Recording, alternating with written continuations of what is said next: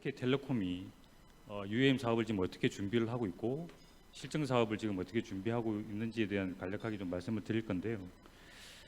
사실은 제가 원래 발표하던 그 자료의 버전이 있었는데 오늘 버전은 저희 팀원분이 좀 새로 만들어서 구성을 새로 해서 보내셨습니다. 저도 오늘 처음 보는 자료라서 좀 살짝 이제 긴장이 되는데 긴장하지 않고 잘하도록 해보겠습니다. 그 UAM이라고 하는 컨셉에 대해서는 앞에서 뭐 많은 전문가들 분들께서 많이 말씀도 주셨고 그리고 이미 다 잘 알고 계시리라고 이제 생각되고 있는데 이 UAM이라는 부분은 아까 뭐 우리 이재강 수석연구원께서 말씀 주셨지만 우버에서 처음으로 그 컨셉을 제시를 했었던 거죠. 결국은 도심 저고도 상공에서 이제 빠르게 사람과 화물을 운송하는 새로운 교통 체계로서 이제 제시했던 개념이 UAM인데 UAM이 결국은 등장하게 된 배경 또는 고민하게 된 배경 자체가 사실은 대도시에 대한 인구 가밀 밀집에 따른 여러 가지 사회 환경적인 그 문제들을 해결하기 위한 수단으로서 이제 UAM을 고민을 하기 시작했었던 거죠. 결국은 좁은 공간에 많은 사람들이 이제 밀집해서 살다 보니 교통 혼잡이 당연히 발생하게 되는 것이고 그에 따르는 여러 가지 뭐 사회 그 환경 오염에 대한 문제 그리고 교통 혼잡을 해결하기 위해서 또 다른 그 추가되는 어떤 그 대규모 교통 인프라 그러니까 도로라든지 철도라든지 이런 그 교통 인프라를 또 구축하기 위해서 막대한 예산이 또 집행이 되고 또 그 중후장대한 그 인프라를 그 제한된 공간 안에서 또 설치를 하다 보면 사람들이 살아갈 수 있는 사람 친화적인 공간이 그만큼 더 이제 줄어들게 되는 거죠.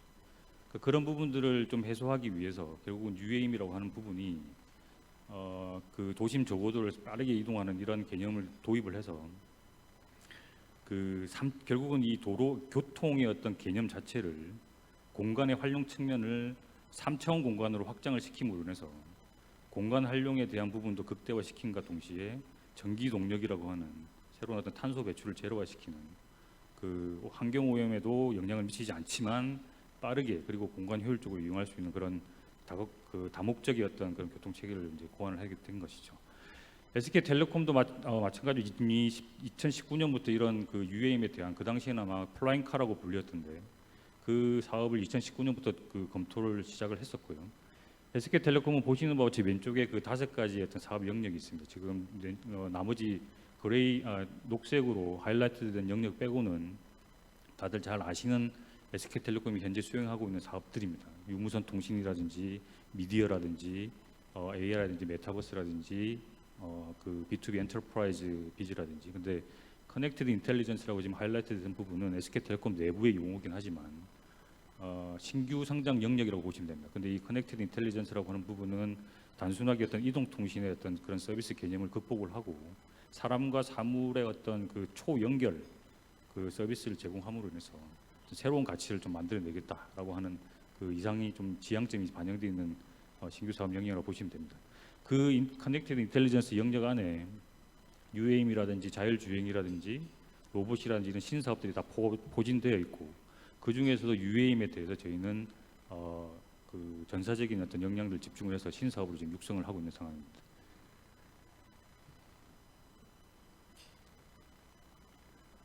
그 구체적으로 좀 말씀을 뒤에서 더 구체적으로 말씀드리겠지만 그 전사적인 역량을 집중한다고 말씀드린 부분은 그 일단은 세계 최고의 어떤 UAM 기체를 저희가 도입을 해서 운항사로서 운항 역량을 준비를 하고 있고 상공망에 대한 부분, 이동통신망을 결합한 상공망에 대한 부분, 그다음에 통합 마스 플랫폼이라든지 그 운항관리 시스템과 같은 그 운항사로서 갖춰야 될 각종 시스템들에 대한 부분 자체 개발을 하고 있고 텔레콤이 보유하고 있는 각종 이동 데이터를 기반으로 AI 기반의 어떤 수요 예측 모델이라든지 다양한 어떤 데이터 분석에 기반한 서비스 기획들을 지금 준비를 하고 있습니다. 이런 일련의 어떤 준비 작업들은 그 상용화를 전제로 저희가 준비를 하고 있지만 실제로 그 그랜드 챌린지라고 하는 실증 사업에서도 기초적인 개념이라고 하더라도 일부 도입을 해서 다 한 번씩 실증을 해 나갈 예정입니다. 말씀드렸던 그 저희가 간단하게 SK텔레콤의 UAM 사업 추진의 어떤 히스토리를 말씀드리긴 했는데 2019년부터 이미 저희는 그 신사업으로서 플라잉카 사업을 검토를 했었습니다. 그리고 그 지금 UAM 팀 코리아, UTK라고 불리고 UAM 팀 코리아의 어떤 창립 멤버로 저희가 참여를 했고 이후에 국내외 유수의 어떤 그 파트너사들과 함께 저희가 파트너십을 맺어서 사업들을 준비를 하고 있습니다. 그리고 최근에는 뭐 신문지상에서 보시면 아시겠지만 조비에 저희가 1억 불 투자를 해서 어떤 동반자 개념으로 격상을 시켰고 그랜드 챌린지 참여와 관련된 어떤 계약 부분도 9월에 체결을 했습니다. 조비와. 좀 더 파트너십에 대해서 구체적으로 말씀드리면 국내적으로는 저희가 한국공항공사 그리고 하나시스템 그리고 팀의 모빌리티 그리고 한국기상산업기술원 한국국토정보공사와 컨소시엄을 이루어서 그랜드 챌린지 실증 사업을 준비를 하고 있습니다. 그래서 대한민국의 대표적인 어떤 공항 운영사인 한국공항공사 그리고 기체 개발을 자체적으로 하고 있고 여러 가지 교통관리 시스템이나 시스템과 관련된 어떤 전문 역량을 보유하고 있는 하나시스템 그리고 마스 플랫폼의 어떤 차별화된 경쟁력을 가지고 있는 팀의 모빌리티와 같이 실증사뿐만 아니고 저희가 상용화를 준비 중에 있다고 보시면 될 것 같습니다. 앞에서도 그 조비에 대한 내용들을 앞에 발표 세션에서도 많이 말씀을 주시긴 했는데 저희가 지금 세계적으로 가장 앞선 기술력을 가지고 있고 가장 빠른 속도로 개발을 하고 있는 조비 에비에이션과 전략적 제휴를 맺어서 국내의 어떤 실증 사업과 그 상용 사업을 지금 준비 중에 있는데요. 간단하게 조비에 대해서 뭐 말씀드리면 여기 보시는 뭐 기체 S4라고 하는 기체는 아마 뭐 여러 루트를 통해서 보셔서 조금 익숙해지셨을 거라고 생각이 됩니다. 여기 보이는 숫자들을 잠깐 좀 말씀드리면 거의 지금 플라이트 테스트 어치브드가 뭐 1,500회 이상으로 되어 있는데 지금 거의 지금 업데이트를 드리면 한 2,000에 가까운 실비행 테스트들을 지금 수행을 하고 있고 이런 실비행 테스트를 통해서 최대 항속 거리가 278km까지 지금 이루고 있습니다. 그리고 최대 순항 속도가 330km/h까지 지금 퍼포먼스를 보이고 있는데 이런 수치들은 뭐 다른 유수의 eVTOL 제작사들이 있습니다. 그 여러 가지 이제 뭐 앞서 여러 가지 뭐 기체 제조사들에 대해서 언급이 됐는데 그 기체 제조사들과 조금 다른 차별화된 부분은 저런 퍼포먼스 데이터들이 실비행 테스트를 통해서 실제로 입증된 숫자들이라고 하는 겁니다. 다른 어떤 기체 제조사들이 내세우고 있는 그 뭐 순항 속도라든지 아니면 최대 항속 거리라든지 이런 부분들은 아직까지는 목표치에 가까운 숫자들이라고 보시면 되고 지금 조비가 보여주는 저런 수치들은 실제 비행 테스트를 통해서 입증하고 있는 그런 숫자들이라고 보시면 됩니다. 그리고 최근에 올해 상반기에 조비에서는 이제 조비에서 자체적으로 불리는 명칭으로 컴퍼니 컨포밍 기체를 생산을 했습니다. 그래서 그 컴퍼니 컨포밍 기체 1호기를 최근에 미국 공군에 납품을 했는데 컴퍼니 컨포밍 기체라고 하는 의미는 저런 거의 2,000에 가까운 실비행 테스트를 통해서 축적되어 있는 데이터들을 기반으로 이제는 매스 프로덕션이 가능하다. 이제는 찍어내면 된다라고 하는 정도의 기술 수준이 담보되어 있는 기체라고 보시면 됩니다. 그래서 컴퍼니 컨포밍 기체라고 명칭된 기체를 양산을 했고 그게 이제 미 공군에 들어간 거고요. 그 기체를 기반으로 FAA TC, 그러니까 타입 서티피케이션에 이제 4단계, 5단계에 이제 진입을 할 예정입니다. 그래서 이런 그 인증의 속도, 프로그레스 차원에서 지금 전 세계적으로 가장 앞서 있는 기체라고 보시면 될 것 같고요. 지금 뭐 조비의 내부 목표는 25년에 상용화를 목표로 TC를 완료하겠다라고 하는 부분을 지금 내세우고 있습니다. SK텔레콤은 지금 어떻게 그랜드 챌린지라든지 상용화를 준비를 하고 있는지에 대해서 간단하게 말씀드리겠습니다. 우리 대한민국 정부도 결국은 이 UAM 산업에 아주 전망이 좋은 UAM 산업에서 이니셔티브를 가져가기 위해서 정부 차원에서도 굉장히 발빠르게 움직이고 계십니다. 여기 보시는 바와 같이 뭐 특별법이라든지 아니면 국가 R&D라든지 뒤에서 잠깐 말씀드리게 된 그랜드 챌린지에 대해서도 정부 주도로 굉장히 열심히 드라이브를 하고 있고요. 특별법에 대해서도 올해 10월 달에 국회 본회의에서 만장일치로 통과가 됐죠. 그래서 내년 뭐 4월 달 상반기에 아마 특별법이 이제 시행이 될 예정입니다. 이런 부분들이 결국 실증 사업이나 시범 사업에 있어서 각종 규제 특례에 대한 부분들이 담고 있기 때문에 아주 빠른 속도로 앞으로는 사업이 진행될 거라고 생각되고 있습니다. 그랜드 챌린지에 대해서 뭐 말씀을 드리면 그랜드 챌린지는 크게 세 가지 분야에서 이제 이 참여 분야가 있는데 기체 운항 파트에 대한 분야 그리고 교통 관리에 대한 분야 버티포트 분야에 대해서 이제 실증이 이루어질 것이고 기본적으로 올해 8월 달부터 이미 시작이 됐는데 고공에서 그 계열지에서의 또 실증 1단계가 지금 진행되고 있습니다. SK텔레콤과 한국공항공사 하나시스템 팀의 모빌리티의 컨소시엄은 내년 하반기에 실기체 그 아까 보셨던 조비 S4의 실기체를 도입을 해서 고공에서 이제 실증에 투입이 될 예정이고요. 그 이후에 이제 인천 아라뱃길이라든지 서울 한강과 같은 준도심 도심 환경에서의 실증이 이루어질 예정입니다. 그래서 이렇게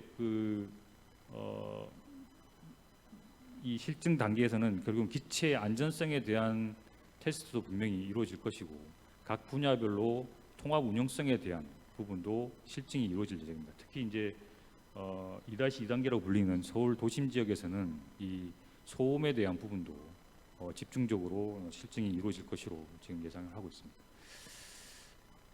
SK텔레콤은 기체 운항 파트의 주관사 역할로 이제 조비 에비에이션과 같이 이제 그랜드 챌린지에 참여를 할 것이고 아까 앞서 보셨듯이 이제 교통관리 분야는 저희 컨소시엄의 하나 시스템이 주관사 역할을 하시고 버티포트 분야는 한국공항공사의 주관사 역할을 해서 저희가 컨소시엄 참여해서 이제 할 건데 SK텔레콤은 특히 이제 기체 운항 파트뿐만 아니고 팀의 모빌리티라고 하는 저희 관계사와 함께 마스 플랫폼에 대한 시연이나 실증도 할 예정입니다.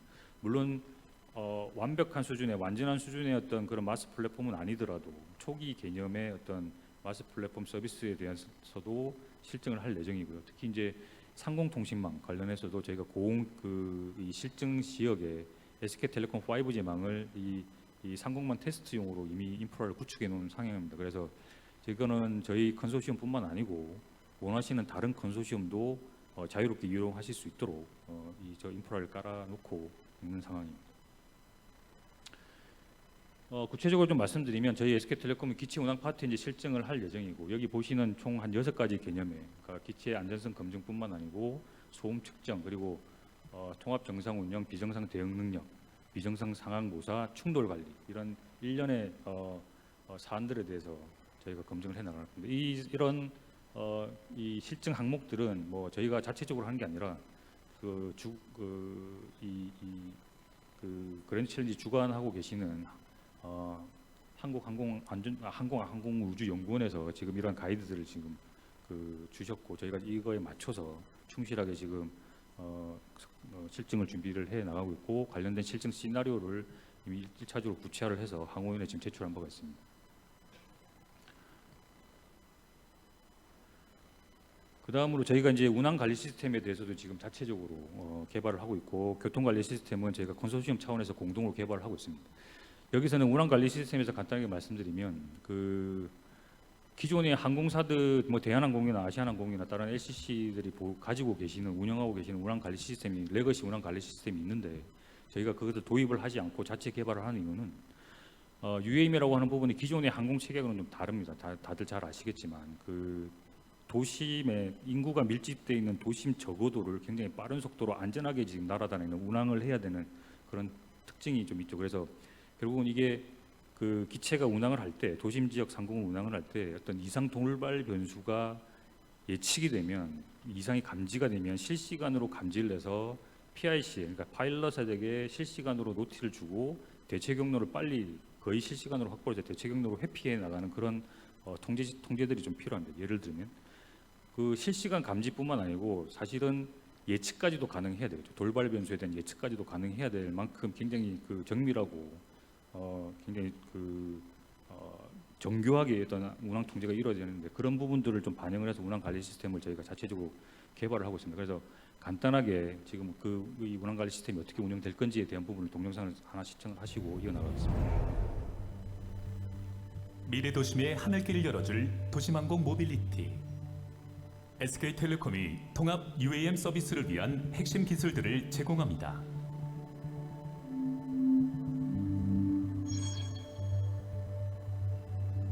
승객은 SK텔레콤의 UAM 예약 서비스인 티맵을 통해 출발지와 도착지 및 이용을 원하는 시간을 지정하여 UAM을 예약할 수 있습니다. 승객의 예약 정보는 운항관리 시스템으로 전송됩니다.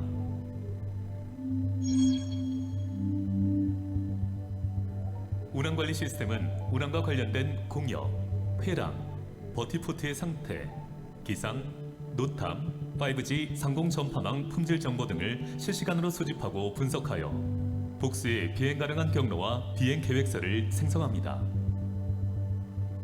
4DT 경로 추천 기술과 사전 안정성 검증을 통해 안전하고 빠른 경로를 자동으로 선정하고 경로 지점별 정확한 도착 시간을 예측하여 비행 정시성을 제공합니다. 운항관리 시스템은 수립한 비행 계획서를 교통관리 시스템에 제출하고 변경 및 요청 사항은 자동으로 수정되어 최종 승인을 받습니다. 최종 승인된 비행 계획 및 일정은 기장에게 전송되고 기장은 수신된 비행 계획을 확인합니다. UAM을 예약한 승객 역시 티맵 예약 서비스를 통해 비행 일정을 확인하고 예약된 탑승장에서 UAM에 탑승합니다.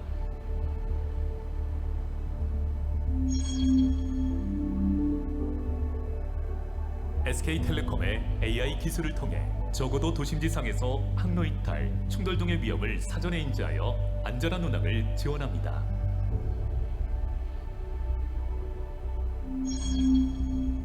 운항관리 시스템은 운항 중 항로 이탈 모니터링 알고리즘을 통해 UAM이 계획된 항로를 이탈하거나 시간이 지연되는 문제점이 발생할 시 조기에 파악하여 알림을 제공하고 실시간 경로 재설정 알고리즘을 통해 노탐, 기상 악화, 충돌 발생 등의 상황을 예상하여 현재 설정된 항로 유지가 불가한 경우 이를 회피하는 대체 경로를 제공합니다.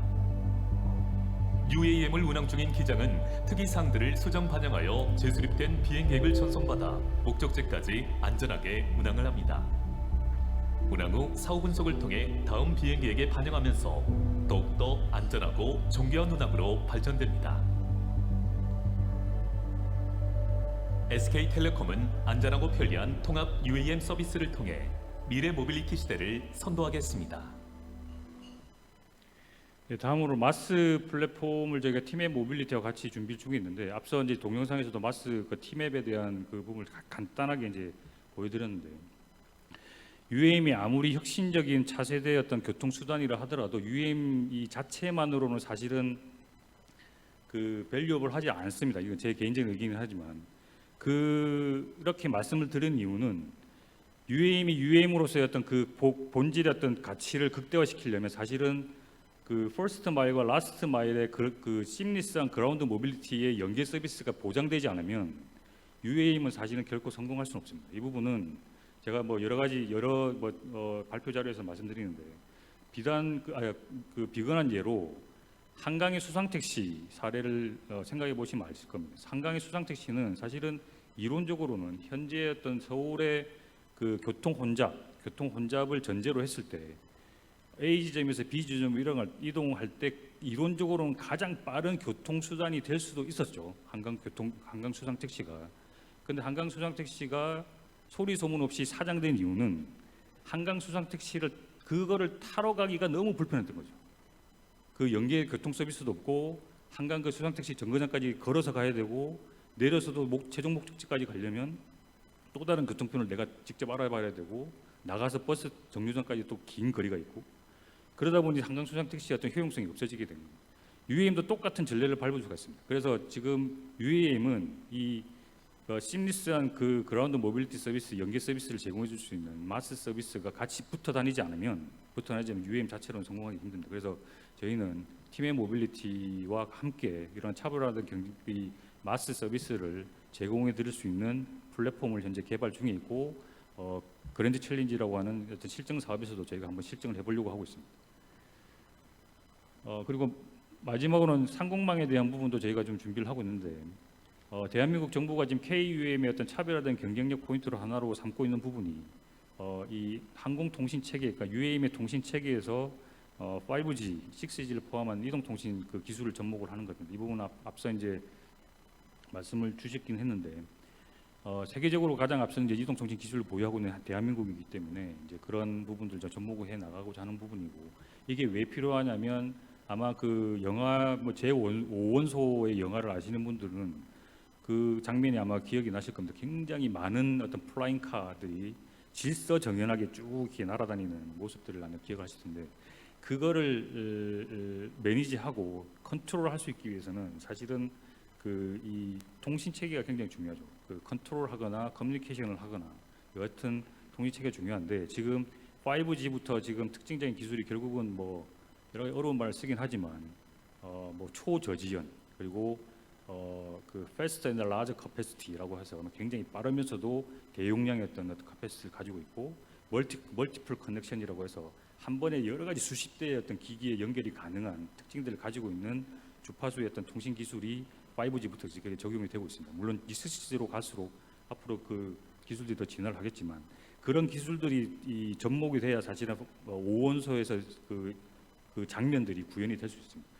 그 UAM이 초기에는 사실은 뭐 몇 대 날아다니지는 않겠지만 결국 UAM의 최종적인 목표도 그 5원소에서 그 보여주고 있는 그런 모습을 최종적인 타겟으로 하고 있기 때문에 결국은 이 이동통신 기술 접목이 굉장히 중요하긴 한데 물론 이제 이 이동통신 기술을 접목하려면 굉장히 많은 숙제들이 남아 있습니다. 이게 어떤 주파수가 굉장히 가장 적합한 주파수냐 그리고 이 UAM 전용 이동통신 이거를 어떻게 누가 어떤 주체로 이제 구축을 할 거냐 이런 여러 가지 숙제들이 남아 있긴 한데 여하튼 뭐 향후에 결국은 이 부분이 접목돼야 되는 부분은 필수적인 것으로 보고 있고 SK텔레콤은 뭐 다 잘 아시다시피 세계적으로 가장 앞선 이동통신 기술을 보유하고 있는 회사고 당연히 이 기술에 대한 부분들도 준비를 하고 있습니다. 마지막으로 이제 앞서 말씀드렸던 그런 그랜드 챌린지라든지 실증 사업 그리고 국토부를 비롯해서 저희가 정부와 함께 지금 이 상용화에 대한 준비들을 지금 차근차근 해 나가고 있고 저희가 목표한 대로 25년 하반기에 대한민국 최초로 이 UAM을 상용화시키기 위해서 열심히 준비해서 그때 가서 잘 선보이도록 하겠습니다. 네, 감사합니다.